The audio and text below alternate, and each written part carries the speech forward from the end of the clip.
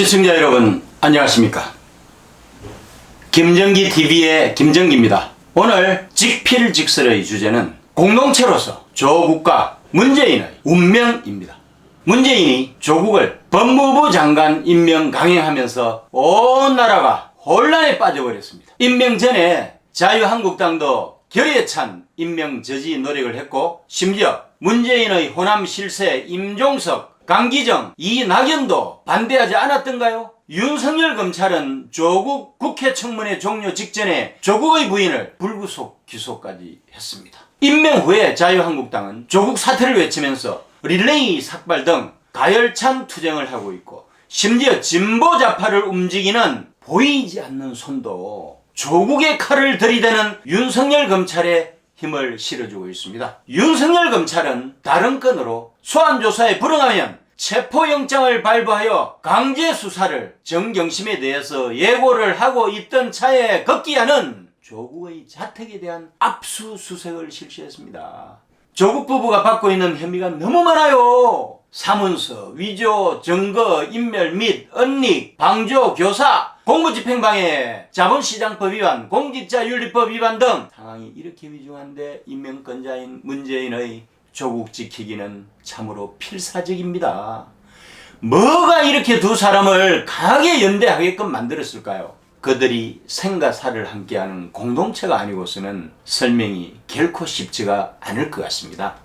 우선에 정체성을 보겠습니다. 두 사람은 사회주의자로서 닮은 꼴이에요. 조국은 박사과정 시절에 사회주의 노동자 혁명을 꿈꾸는 산호맹에 참여를 해가지고 이데올로그 역할을 하면서 실제 6개월씩이나 복역을 했습니다. 이후에도 그의 정체성은 한 번도 변하지 않았어요. 최근에 그는 산호맹 활동에 대해서 뜨거운 심장이 있었던 20대를 후회하지 않는다고 했습니다. 국회 청문회에서도 사회주의자임을 자랑스럽게 천명을 했습니다. 문재인은 그의 부모가 한국전쟁 당시에 흥남부두 철수 때 빅토리아호를 타고 거제도에 정착한 이북 사람으로, 당시에 마지막 배를 탔던 사람들 중 소수는 떠밀려서 비자발적인 선택을 했다는 게 공공연한 사실입니다. 그래서인지 문재인의 언행을 살펴보면요, 그의 부모님의 고향인 북한에 대한 그리움과 애정이 배어 있습니다.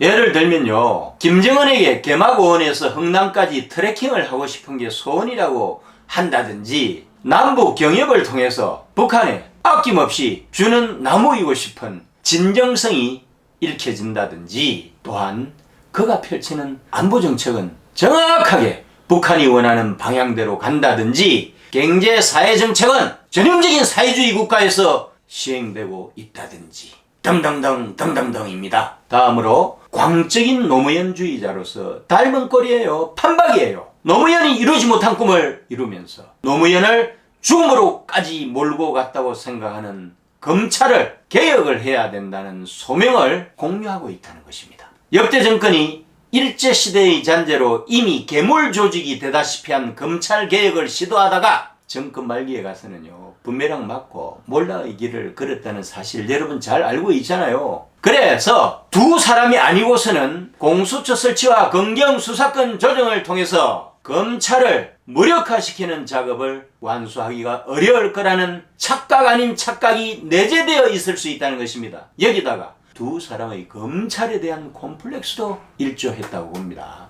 조국의 경우는 서울법대에 진학을 했잖아요. 사법고시에 합격하지 못해서 검사의 꿈을 접어야 했을 것이고, 차선으로 형사법 박사로 법대 교수의 길을 걸었지만 그 시대 서울법대생 경수로는 여전히 한이 많았을 거라고요. 문재인의 경우도 마찬가지입니다. 비주류 대학인 경희대 법대에 진학을 해서 사법고시에는 합격을 하지만 운동권 전력으로 검사에 임용되지 못하고 바로 변호사 활동을 하게 되는 한이 있는 거 아니겠어요? 이처럼 검찰개혁이 노무현 한풀이와 자신들의 열등감에서 나온 복수혈전이 동기가 돼가지고 소명으로 자리 잡은 것이라면 이 또한 국가적으로 보면 참으로 불행한 일이 아닐 수가 없습니다. 마지막으로요, 겉으로는 정의, 공정, 평등을 외치지만은 실제로는 이중적인 위선자로서 정확하게 닮은 꼴이에요. 조국이 공직생활을 하기 전에 자유인인 교수 신분으로 트위터 정치하면서 한국 사회의 부정의, 불공정, 불평등에 온몸으로 저항하는 행태를 보였잖아요. 그래서 사람들은 그를 어려운 사람이라고 칭했죠.